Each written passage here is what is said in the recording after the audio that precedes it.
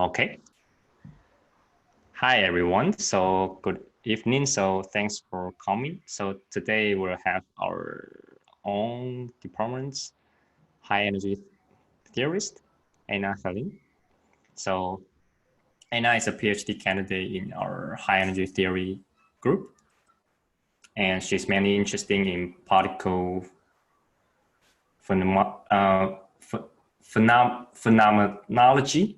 Sorry about that. An area of research that serves as a bridge between the more formal mathematical theory and the results of high energy experiments. So it's kind of the bridge between these two. So today she'll give us a talk about a taste of high energy physics. So we'll get to learn like the flavor sector of the standard model and learn how precision measurements can give us new insights into the nature of potential new physics. So maybe first we can unmute ourselves and give Anna a big hand. Thank you. So thank you, Anna. Please take away. Yeah. So first of all, I'm just going to say that I have a new monitor, and that's in this direction, and my camera is in that direction. So if I'm looking like all over the place, that's why. Okay. Let's share screen. Okay, can you see something? Perfect. Okay, good. So here are your strawberries. And well, yeah, so they are for the S quark. And if you know something about the standard model, maybe you can figure out what the other ones are for. Well, anyway, so this talk is titled A Taste of High Energy Physics, because it's related to the flavor sector. So first of all, I'm going to give you introduction to the standard model. Like, I don't assume that you all know particle physics. So I wanted to make this kind of accessible to everyone. So maybe some of you who know lots about it already might find it, a bit too easy at times, but yeah, I think everyone, or hopefully everyone, will get something out of it. And then in particular, I want to talk about why do we care about flavor? And then I'm also going to discuss two anomalies that have been seen in experiments called RD and RD star. And this is what we have written a paper on. And the paper is called A Complete Framework for Tau Polarimetry in B2D star tau new decays, which is a mouthful, but hopefully it will become clear as we go along. Okay, so what is the standard model? It's basically a theory of who exists and who talks to who. So what do I mean by that? So who exists? This model describes all known elementary particles. So that's everyone that exists. And who talks to who? So it also describes how these particles interact. And it describes 3 of the 4 fundamental interactions, which are also known as forces. So we have electromagnetism, the weak interaction, and the strong interaction. But it does not include gravity. And so the standard model is the name is really, really boring. I don't know who came up with this, because it's supposed to be called the world's most amazing model, because it's really amazing. It takes all of these pieces and puts them together, and the predictions are being confirmed in experiment after experiment. So it's very, it is really, really a beautiful model. So what does it include? Right, so we have a couple of classes of particles. We have the quarks and the leptons, which we call matter particles because they make up matter. Like the proton, for example, it's made up of 2 up quarks and a down quark.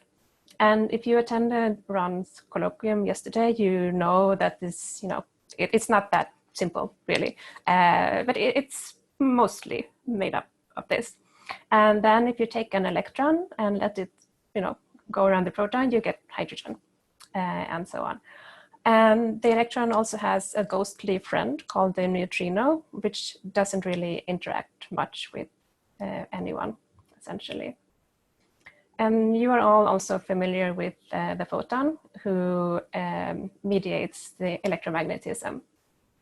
So it essentially lets charged particles talk to each other. And then there's also this fellow, the gluon. This one mediates the strong interaction. It, for example, holds nucleons together, like it glues them together. That's why it's called the gluon, and it's glue, so it's very strong. It only talks to quarks, like no one else. So the proton really looks more like this. Like all of these gluons are like running around, carrying messages back and forth. And then I also mentioned the weak interaction, and this is not maybe as known to many, but it's, for example, responsible for nuclear decay, so beta decay and so on. And these ones talks to quarks and leptons, but only the left-handed ones. So it does not talk to anyone who is right-handed. And then we also have the Higgs boson. So it's not a force carrier, but it's a boson, and it gives mass to quarks and leptons. And this is a particle that was predicted in the 60s and found in 2012. So this is a bit what I meant when I said like the standard model is a really amazing theory. Like you can make these predictions and it fits together like a puzzle. And then eventually you go out and you like do your experiments and bam, like you found what you thought was there.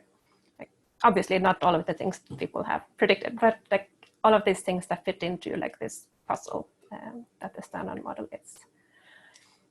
Okay, but we also have a few more particles. There's a second generation of quarks and leptons, which is a bit weird. Like why would we have that? So for example, the muon here is essentially an electron, but heavier. And it's called a muon and not an electron. And it comes with its own neutrino, which is distinct then from the electron neutrino. And then we have the charm quark, which is very charming here. It has many of the same properties as the up quark does. It has, for example, the same electrical charge. And the strange quark has the same electrical charge as the down quark. So they are it's really like another generation. So they are all heavier than the first generation, but they share like many of the properties. But it doesn't stop there. There's a third generation. So this is even more weird. Like why would we need that? So we have the top quark, and then here it says beauty quark. It's an old name. Most people refer to it as the bottom quark. And then we have the tau lepton, which is like again a heavier cousin of the muon and the electron, and it also has its own neutrino. So this is a very interesting structure. And like all of these different like quarks and leptons and all of the different names, we refer to them as flavors. So the quark flavors are like up, down, charm, strange, top and bottom. And the lepton flavors are electron, muon, and tau. Yeah. And then also the standard model, it doesn't include gravity. And we don't really understand quantum gravity today. Like we can't put it into the standard model as it is. But there is, it's hypothesized that there might be a force carrier that's just referred to as the graviton. But this is like, just all question marks at this point in the standard model. Okay. It's a question? Yes. So, hello? So for all those particles, is that it's found first by theory, or it's found like it's predicted first and then found later, or just? I'd say it's a mixed bag. Like first, the entire like quark model was like hypothesized after people had already, knew about protons and so on. But no one really knew what an electron was until, yeah, actually I don't really know that history that far back, so I'm not going to say anything about that. But some of the things were like the muon, it came as a surprise. Like there's a famous quote from a physicist, I don't really remember who now. So when they discovered the muon, this person said, "Who ordered that? Like it's like why do we need this thing?" It's yeah. And on the other hand, the charm quark was predicted. I'm going to get to that in a couple of slides. And then just found, like people thought it has to be there, and it was. I have a slightly pedantic question. Why do you say that the Higgs is not a force carrier? I mean, there's an interaction of the Higgs with itself, right? Yes, but it's not related to one of the fundamental forces, as we talk about forces in I mean, it's the same kind of an interaction. It's maybe not a gauge interaction, but it's still an interaction in the same spirit. Yeah, so I think maybe gauge interaction is the key there. Okay. But yeah, it's a pedantic question. It's This is very much a cartoon picture. So there are definitely things that can be said better and more exact. Right, thanks. Yeah, but good question, thank you. And I asked also kind of a dumb question when I first saw this. So it's like the relation between all these particles and the interaction. So it's like, okay, so let me think how I ask them. So what's the relation between the interaction and all these particles? And like every particle can describe or relate it to certain interaction? Yes. Or vice versa? Oh, okay. So that's so not all particles can talk to all particles. So for example, the neutrino is it's neutral, it doesn't have an electric charge, so it can't talk to the photon. But it has what you call a lepton, or a flavor charge, in the way that it's an electron neutrino, so it can talk to the electron in that sense. But it can't use the photon to go and talk to say a charm quark. I don't know if that made much sense, but there are specific rules for which particles can use which interaction to connect to which other particle. Oh, I see. Yeah. Great, thank you. Yeah, you're welcome. I decided not to give this famous expression of the standard model Lagrangian. I didn't put it here because it's just a mathematical expression, and if you don't go into it deeper, then it's it's not going to give you much information. So yeah, I decided to leave that out. Are there more questions? Okay. So the standard model is great and all, but there are also some things that it doesn't describe. So for example, then it doesn't include quantum gravity. That's a big thing. We know gravity exists. It doesn't include dark energy. It doesn't include dark matter. It can't explain baryon asymmetry of the universe. It doesn't include neutrino masses. So we know that neutrinos have mass, but well, we don't know exactly how heavy they are, and it's not included in the standard model. And then if you were at, again, Ron's colloquium yesterday, how does a proton work? How does it actually, this thing bind together? We can't calculate from first principles how everything that happens inside the proton. We know the basics, that the quarks need to communicate through the gluon, but once you start to put this whole thing together, we can't describe that. And so on and so on. And then there is something called the flavor puzzle. And this is a group of different mysteries. They're not necessarily problems, but there are like questions that are just like weird. So there's a lot of structure in this flavor sector, and we don't really have an explanation for that structure. So for example, like why are there 3 generations? Like that seems like it's like a highly specific structure, but like there's from what we can see, there's no obvious reason for it. And of course, it may be the case that, oh, it just happened to be that way. But still, when you see structure, you kind of, there might be something else like behind this. And another structure is the masses of the different fermions. So for example, an electron is half an MeV. A strange quark is 100 MeV, and the top quark is 173,000 MeV. So and that's also very strange. Like there is a bit of structure in the sense that as you go into like the 2nd and 3rd generation, things get like heavier. But like we don't know why. And again, like the top quark is so much more heavier than everything else. So like again, this is some structure.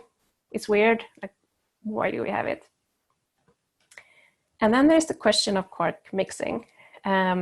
So the quarks, they talk to each other through the W boson. So the B quark, for example, says, calls the operator, the W, and says, hey, I want to talk to the charm quark. Can I do that? And the W says, yeah, but I'm just going to give you a super tiny bandwidth. Whereas if you had wanted to talk to the top quark instead, then you would have like an expressway of bandwidth. So this is a picture of something that's called the CKM matrix, which shows basically how large the different interactions between the different quarks are depending on their flavor. So the B quark, it wants to talk to the C, and it just gets this tiny interaction. Whereas if it wants to talk to the top, it's really big. And again, here you see there is some structure. It's almost a diagonal matrix. And then you have these tiny pieces on the off diagonals, and they're like, yeah, this could have been anything. Like it could have been equal for all the different interactions, or it could have been just diagonal. Like it could have been anything, but it has a very specific structure. So again, you have to ask yourself, like, why is that? So since the standard model is very much built upon structure, like it's built on different symmetry groups, and and it fits together in this like beautiful puzzle. So when you see pieces that, they just say, hey, there is something more here, possibly. Yeah. Yes. So what do you mean by talk to each other? Yes, I knew the question would come. Yes. So talk to is basically that they have an interaction. So why they need why they need the interaction? Right. So this is, for example, if you take an electron and it goes along its merry way, and it meets a positron, they will like connect and annihilate and become a photon, right? So in order to do that, there has to be an interaction that connects the electron with the positron and the photon. So the photon is like the connection between the two.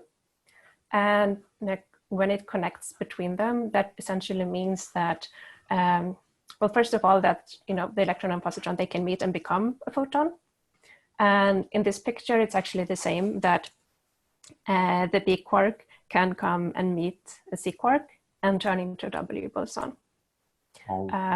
And it can go like all different ways depending on what energy is available, and so on. So the W boson is much heavier than a B quark, for example. So yeah, so this is a process that will happen, what we say, off shell, which means that like it's not, yeah, it's a virtual particle, which I don't really want to go into that because that will take us on a long detour. But when I say talk to, I essentially mean that there is a connection, that these particles can turn into each other in these ways. Gotcha. Thank you. Okay, and so with all of this structure that we've seen in the flavor sector, like all of these couplings, all of these interactions, they could have been anything, but it's not. So the standard model has 19 parameters and 13 of them can be found in the flavor sector. And by parameters, I mean things that we aren't, like it's predicted that they will exist. So for example, when you have an electron, a positron, and a photon, there is some strength to that interaction that says like how essentially how often it will happen, or like how probable is it that this thing will happen. So we know that parameters exist, but we have to measure them. Like we can't predict what their value will be.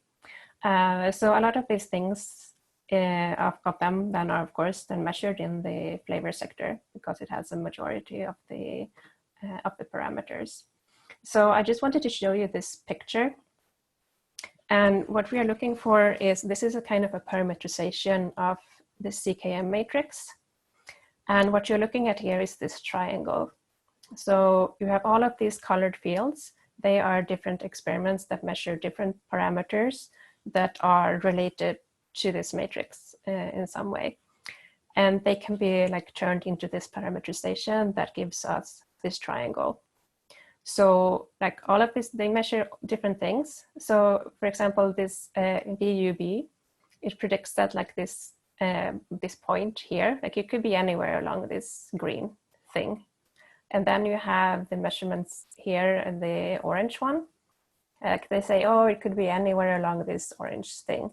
And all of these things match and ends up giving us this triangle. Like, and yeah, it's like, this is also, like, I think it's a very beautiful plot that shows like how with how good precision we can measure these different things and from how many different angles, importantly.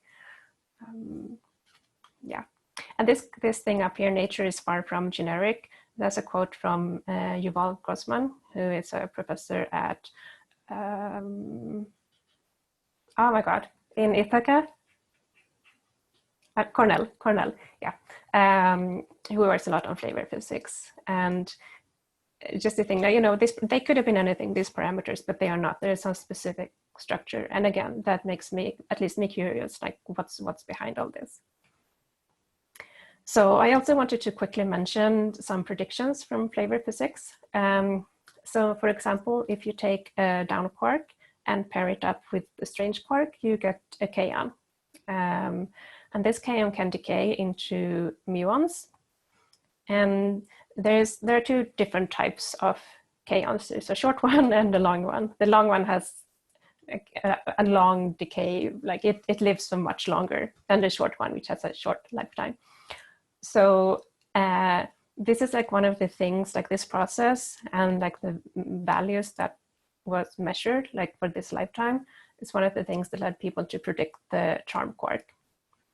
And then you can also measure like mass differences between like a kaon and an anti-kaon. So an anti-kaon is you just replace, your down becomes an anti-down, strange become anti, you know, it just replace it with anti-particles. And, you know, so it's a super small mass difference. And then from that, people were, you know, predicting the mass of the charm quark. And then there's also something called CP violation in kaons, which means that C is charge conjugation. So you flip a particle to an anti-particle. And P is parity. So you just flip all the coordinate axes in the origin. So X becomes minus X, Y becomes minus Y, etc.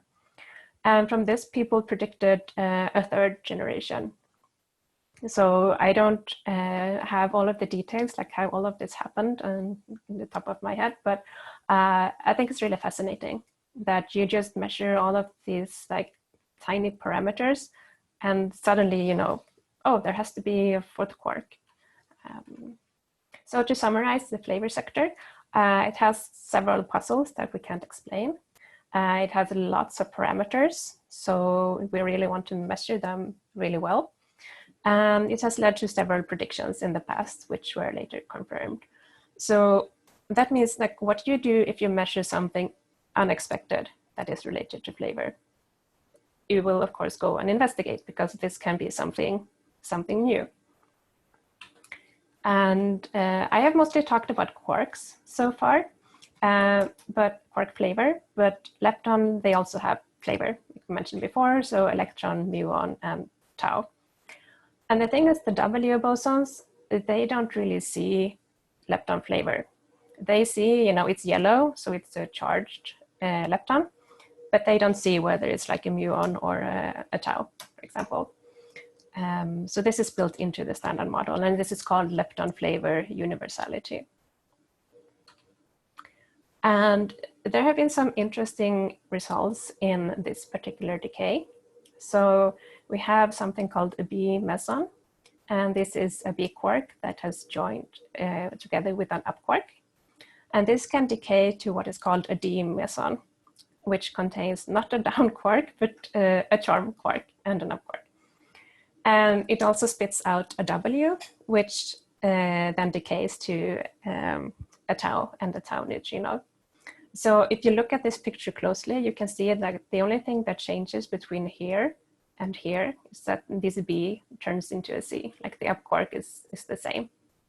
And then in the end, we also get these two out. So this process is like in disguised a B to C tau nu decay. And to be more precise, all of this happens within the B meson. So you have a B meson, and then suddenly you have 3 particles. It decays too. So it's not like you don't get a W boson out that goes along its merry way and then decays. So like it just spits out these 3 particles. Yeah. So then these 2 pictures. Given what I've said before about lepton flavor universality, are these 2 pictures the same?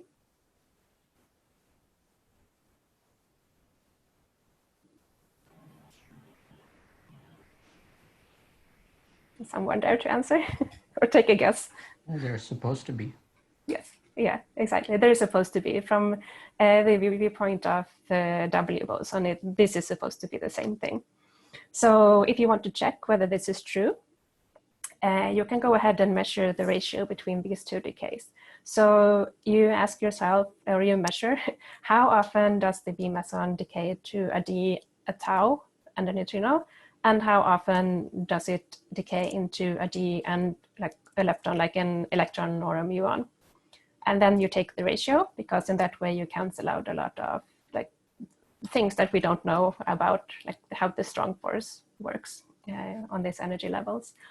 And also there is a star here. So you have the D, it's like the fundamental or like, yeah, a meson or the ground state.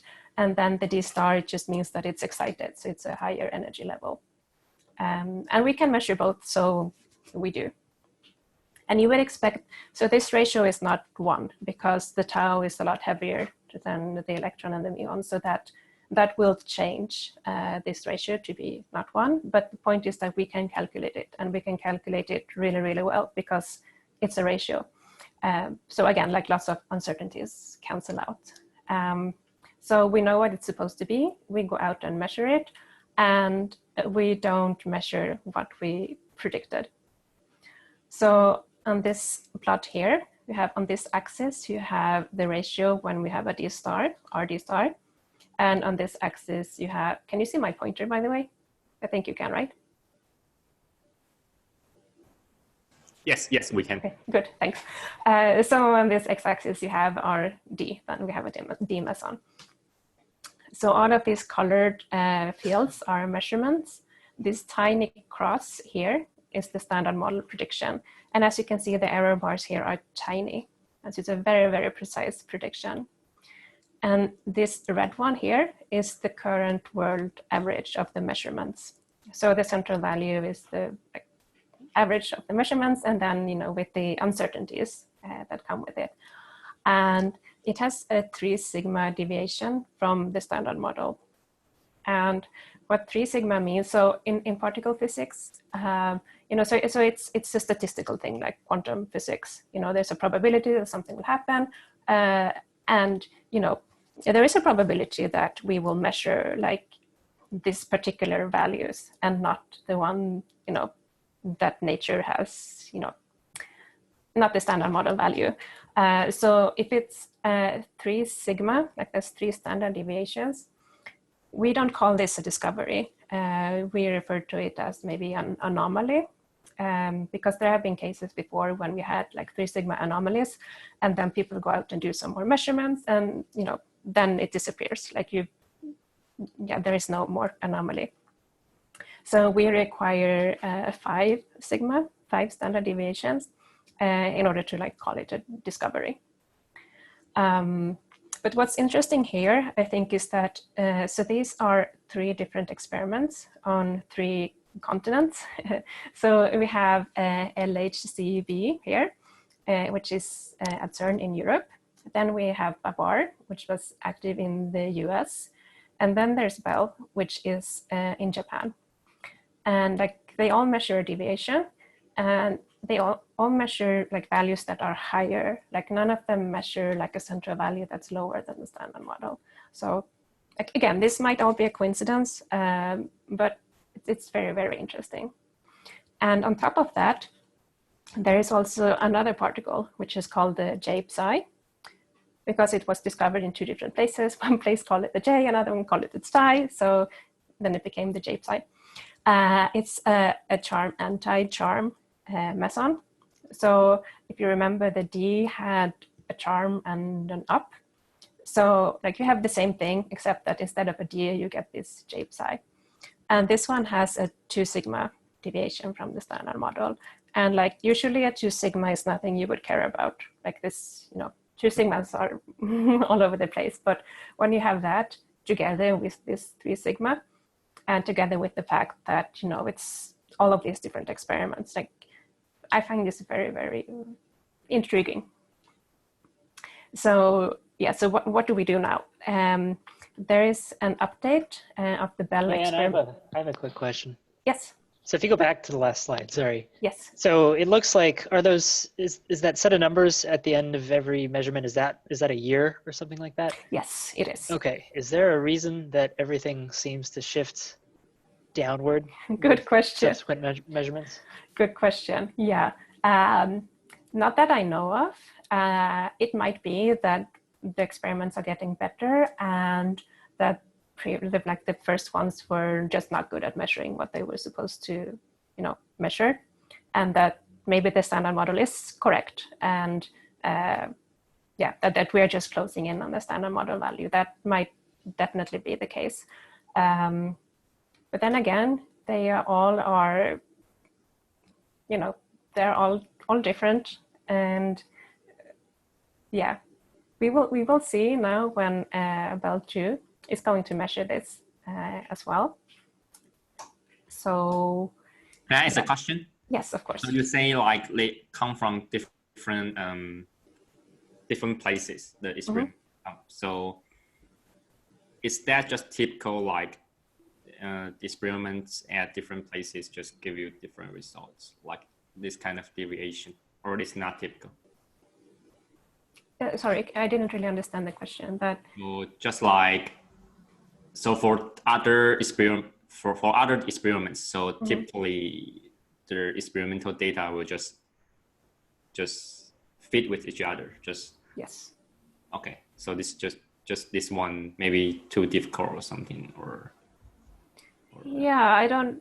Yeah, so I'm not an experimentalist, so I'm not like the best person to go into like all of the details. But so essentially, like when you have an experiment and then someone else is supposed to be able to reproduce what you just did, and it would have made a lot more sense to me if, like, say, you know, Babar measured this one all the way up here, and then maybe if Bell had measured something down here, like that would have made like more sense, you know, that it's like a bit all over the place, but they are all like consistently shifted, and they are all so both Babar and Bell collides electrons and positrons and LHCb it's at at LHC, so it's colliding protons with protons.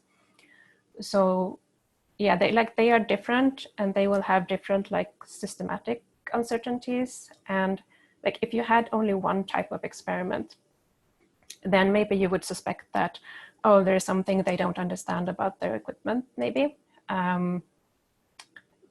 But yeah, we will get to know soon enough. Are there more questions? Okay. So I just wanted to say a few words about BEL2, which is hopefully the experiment that will give us some answers to all of these questions. So it's an upgrade of the BEL experiment, and it's very imaginative name, BEL2. It collides electrons and positrons, and when you do that, since electrons and like they are fundamental particles, you can send them in with a very specific energy, and like their combined energy is just enough to make a particle called the upsilon. And this upsilon decays, I think 96% of the time, or even 99, to B mesons. So this is why this is called the B factory. So they are essentially making B mesons and studying like how they decay. So we expect like when they finish, they just started taking data a year ago, and they will continue, I think, for 10 years or so. So once they are finished, we expect the error bars on these measurements of RD and RD star to be really, really tiny. So like this can mean that we just zoom in on the standard model prediction, like that can happen. But so what if it doesn't?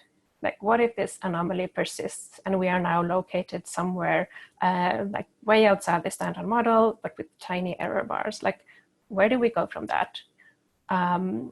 So if we only have these like total rates, which you have in this RD expression, like there is not much more we can do, right? So we basically need to build new observables and to use more information from this decay chain, not just look at like the total rates of what's going on.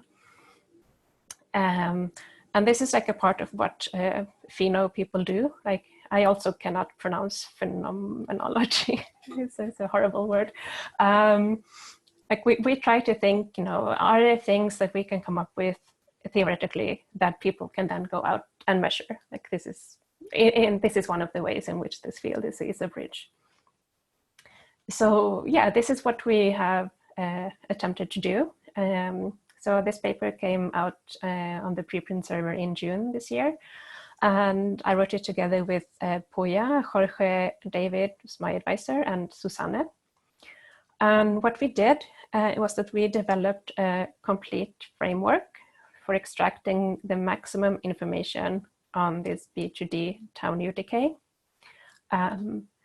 using the kinematics of the tau decay products. So the tau will not like stay a tau and hit the detector, it will decay like inside the detector. And it can, for example, decay into a pion, which is a combination of an up and a down quark, and a tau neutrino. So we can study that. And we have studied the polarized taus and unpolarized D star mesons. So this means that like all of the different spins of the D star, we sum them together. And this is because it is a lot more complicated to take into account like all of the different things that you can get when you have a D, like all of the spins of the D star. Like this is our follow-up project, which we are working on now. Okay, so anyway, what we did was we used all of this information to build new observables, and we shown that they can be measured at BEL2. Because sometimes when you say, oh, here's a thing we can measure, you know, as a theorist, I think we can measure this. And then you hand it over to the experimentalists and they say, you know, we won't get that much data. Like it's just gonna drown in like the statistical uncertainties or something like that. But we have shown that they could actually try to measure it. Okay, so what is this thing that we invented then? So I'm going to show some, more graphs and maths and stuff now. And it's not like you don't have to focus on all the details. I just like to I'm just going to try to give you like the general picture. So when you are looking at the decay rate of something, you need to ask yourself, like, where do I want to stand when I look at, the decay that happens? Like, should I go with the particle that is created and, look backwards and see, oh, what happened back there? Or do I stay like where the particle was when it decayed, and then I look at things going away? So this is, we chose something called the Q-squared frame.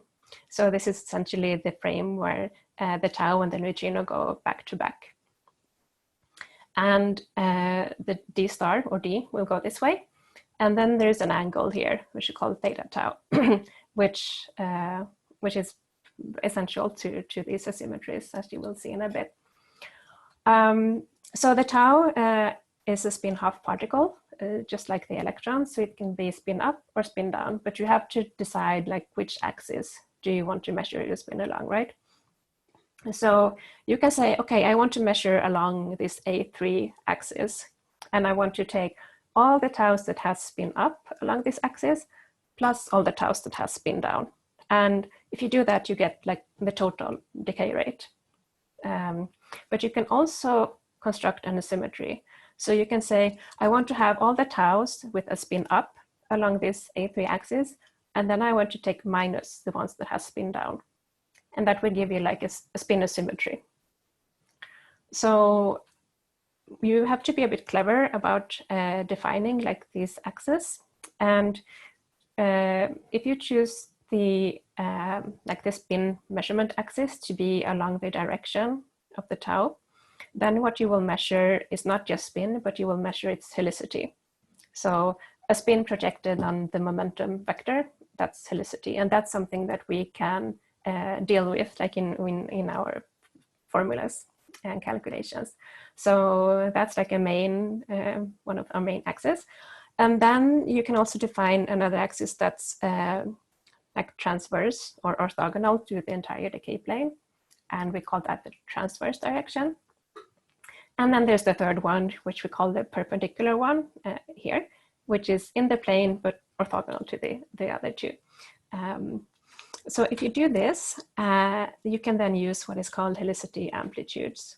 So again, like the details are not super important here, but what you find is like the entire decay can be captured by 4 matrix element functions. And then you can use this angle that I talked about before, the theta tau, and you can do a multipole expansion in that angle. And that will give you, from these 4 matrix element functions, will give you 10 angular coefficient functions. But we want to be more, well, first of all, backwards compatible to what people have done before, and also to see, to get some kind of physics understanding of what's happening. So instead of just having these coefficient functions, we defined asymmetry observables. So what are the different asymmetries that we can construct? So there are like 2 asymmetry dimensions. There's of course the tau polarization asymmetry, like I talked about before, the rate of the spin ups minus the rate of the spin downs. And you have 3 different axes that you can measure along. And then you also have an angular asymmetry, like how many are going like in this half of the plane and which ones are going in this half. So we have these 2 dimensions to play around with. So first you can say like, I don't care about this stupid angle. I just want to know, the tau polarization or helicity asymmetry. So I'm going to integrate over all angles and, let's just look at the asymmetry. So then you get these 4 observables. And it's not super important what their names are or anything, but this is like the ones you get. And then you can say, no, I don't want to know anything about this polarization. I'll just take all the taus I can get, and I want to know like their angular asymmetry. So if you measure like the ones that go forward minus the ones that go backward, you get the forward-backward asymmetry, which corresponds to a dipole. And then you can also go ahead like 1 step higher in this multipole expansion, and then you will get the quadrupole. I don't have a very intuitive like description about what this means. It's like backwards minus sideways or something. Yeah. Anyway, and then you can of course say, but I want both. Like I want both polarization asymmetry and angular symmetry. Like why wouldn't I want to have everything? And then you get what we call double asymmetries, or zwei, which is two in German. And we chose this because all of the other letters of the alphabet were like occupied by something else.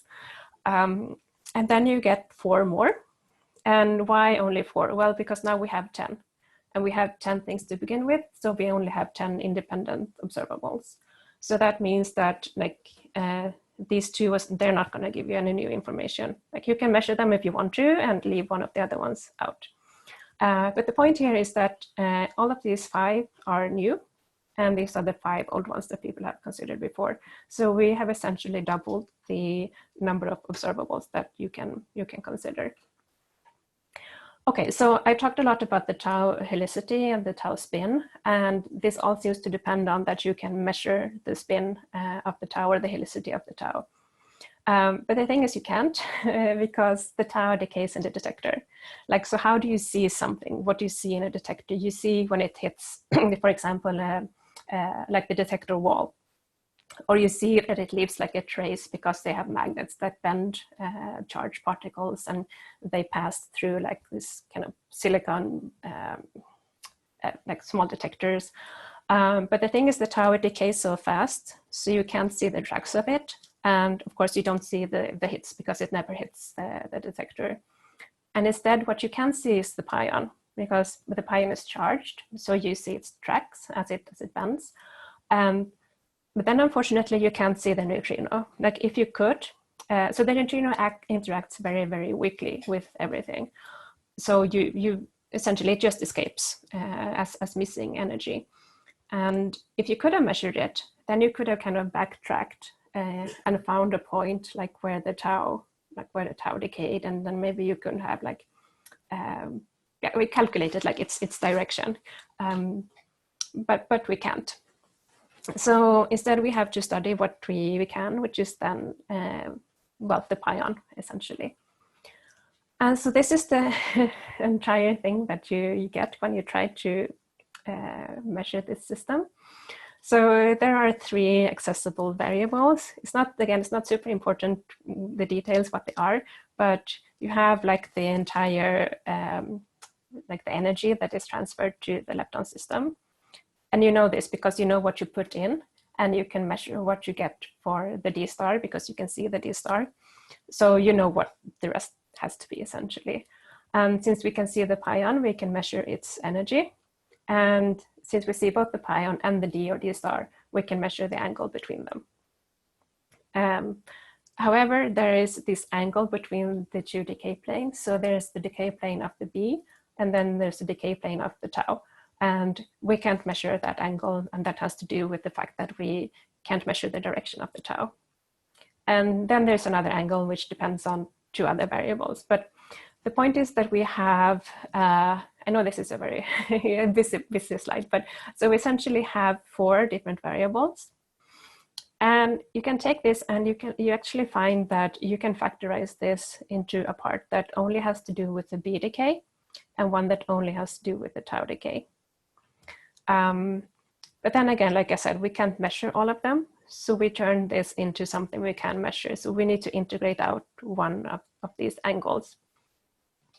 And when we do that, we find that like this factorization that I mentioned before, it actually gives us these observables that we were looking for in here. And they are multiplied by something that we call the F functions, and they only depend on the tau decay. And the good thing about this is that the tau decay is very constrained to be the standard model. Like you can measure it in different other processes. And like if there's any new physics, like anything that deviates in like these observables, you know it has to come from the B decay part and not from like when the tau then decays like, onwards, if that makes sense. So yeah, so like I said, we wanted to do this sensitivity study for Bell 2 to check like, can they actually measure this thing? So Belt 2, once they finish, in I think like 10 years or so, they will have 50 inverse Atabarn of data. And this is a lot. Like I have a friend who works at LHCb, and he's like, we want to measure this thing too. And like they have different, both of the experiments have different pros and cons, but he was like 50 inverse Atabarn, that's like, that's just a lot. Yeah, anyway, and we actually only cared about the statistical uncertainties. So in a sense, like a best case scenario where we don't care about any experimental effects, like any systematics, any resolution, like anything like that. And like, why would we do that? Well, because we are theorists, so we don't know what they have like at Belt 2, like what's going on with their experiment. We don't know the different optimizations that they can do. And also, if we want to present this to the experimentalists to kind of, hey, go measure this thing. Like if we put in a naive guess of like, oh, we guess that the experimental effects are like A, B, and C, they will just have to undo everything and then redo like in their simulations. So this is in a way like the most honest and like clean thing that we can do. So we did a maximum likelihood fit for the standard model, and we also included 2 new physics benchmark scenarios. And this is a hypothetical particle called a leptoquark, which is called a leptoquark because it can talk to both leptons and quarks. So if this one, for example, were to talk more to the tau than to the muon and electron, then this could enhance like these RD and RD star ratios. So when we like decided on what parameters to use, we used ones that would give the values that we have measured of RD and RD star today. And this is what we found. Sorry, I have Yes. a question about this. Yeah, this slide. Yes. Is 50 inverse Atabarns referring to the cross section of just the bees, or is it the total cross section?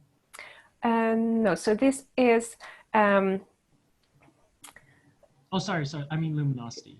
Yes. Just the luminosity of the bees. So this is the total integrated luminosity, like the total, like the total amount of data they will have in the end. Oh, okay. So it's not just like B to, for example, D tau nu. It's like B to everything that they want to measure, essentially. Oh, and this is less than that of the more than that of the LHC. LHCb, yeah. Oh, okay. Yeah, and they work very differently because since LHC they collide protons, and protons are like just bags of quarks and gluons, so they don't have control over as much of like the kinematics as they do at Bell. So yeah, it's a different type of experiment. Like they have other things that they are good at, but yeah. So you can't just compare it like it's a bit apples and oranges.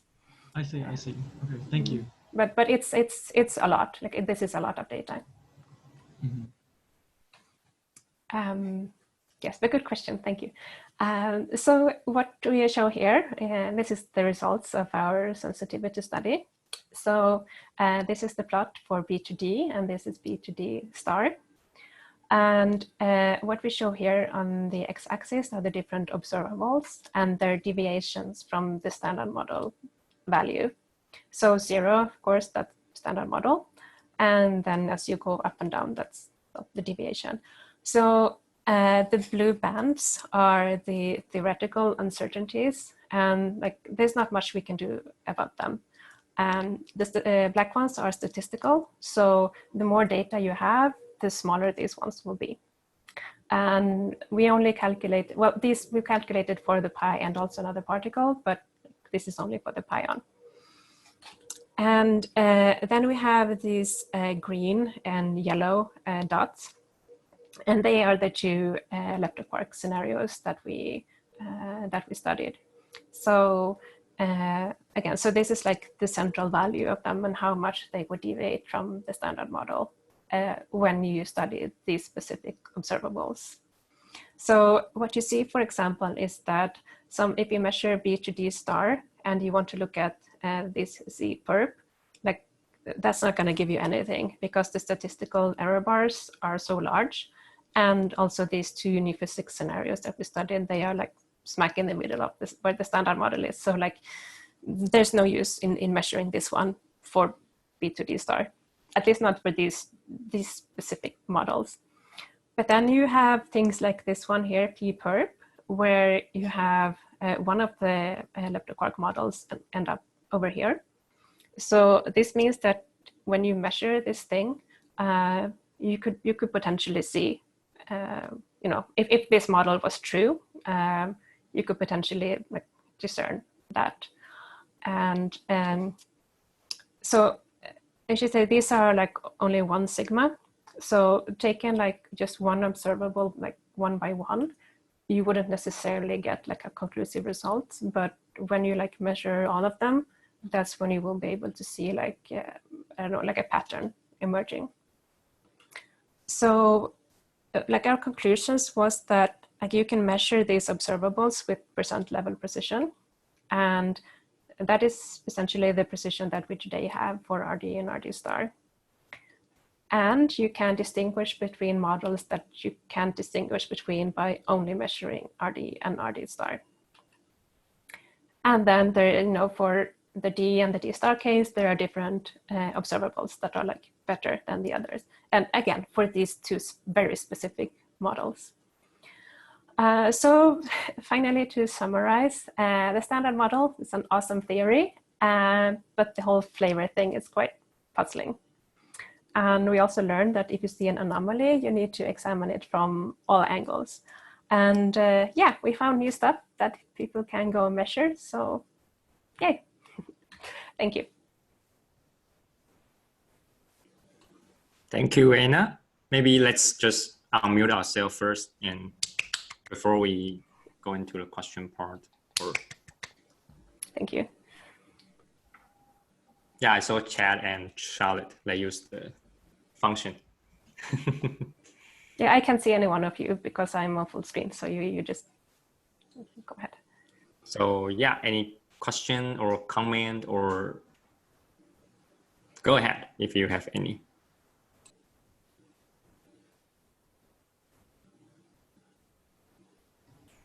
Yeah, I have a question. First of all, thanks for the talk. In phenomenology, how do you determine whether or not a quantity, or I should say, how do you look for observables? What's your procedure in formally finding like a quantity that's possibly measurable? Good question. Very good question. So maybe I can, let me see if I can, sorry.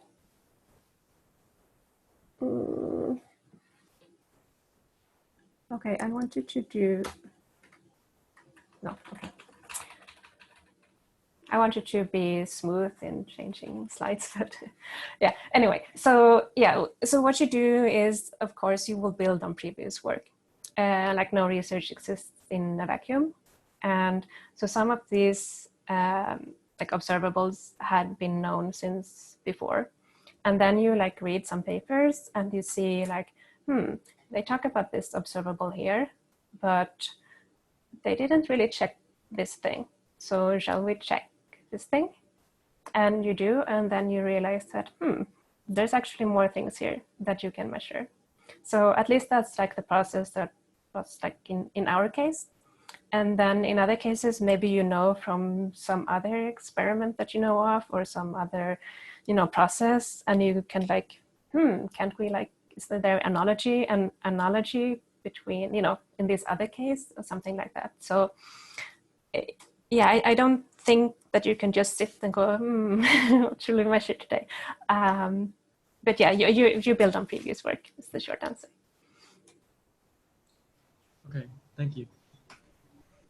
Can I kind of follow up? So Of course. I'm not sure. So like this asymmetric, this method is the one you invented, or that's the idea you got from other groups? Right. So like this. Okay. So sorry, let me just find the correct slide. So this thing with the two asymmetry dimensions, and to organize it like this, this is essentially like something that we have done. Like it has, so they have existed individually before, but they haven't been combined in a way that, let's see. So they knew about these observables since before. And then we thought, but why haven't they like combined them into this thing? And then when we started organizing this entire thing, and we did this multiple expansion and so on, and we realized that there are more like coefficients here that we should be able to measure somehow. Like, is there a way that we can, like, can we construct something that would let you to kind of get to this coefficient or this parameter? And so that's essentially what we have invented, if that makes sense. So we have kind of exhausted all of the 10 independent things you can like that exist like in this process, and we put them into things that you can measure. Is that an answer to the question? Yes, that's really great answer. Yes, thank you.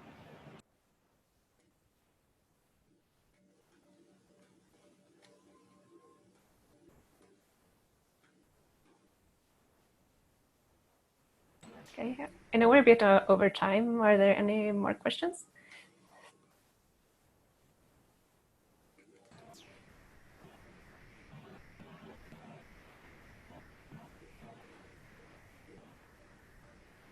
No?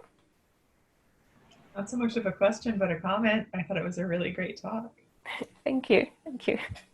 I hope it was accessible, even if you don't know like much of particle physics. I wish I would have actually seen this talk a while ago, because then I wouldn't be so embarrassingly clueless about your research all the time, because this is really awesome, fun stuff. And I feel that a lot of the time I'm like, I don't know. Well, I mean, I don't know much about astronomy either, so I mean. You have one of the most famous astronomical images projected behind you right now. It is the True. Okay. Babe Cat Nebula. Yeah. It was a really good talk. Thank you. Thank you. Yeah, I also really like your talk, and especially those like figures, images, and one of them just like from The Office, which just recently kind of watching. So Okay. yeah, I like it. Thank you so much. Thank you. So if there's no any other question, then yeah, today that's it. Thank you all for coming, and thanks Anna especially. And next week is our chat. So if you can come, please come. And yeah, thank you so much. So have a Thanks good all. evening. Thank you. See you guys later. Bye.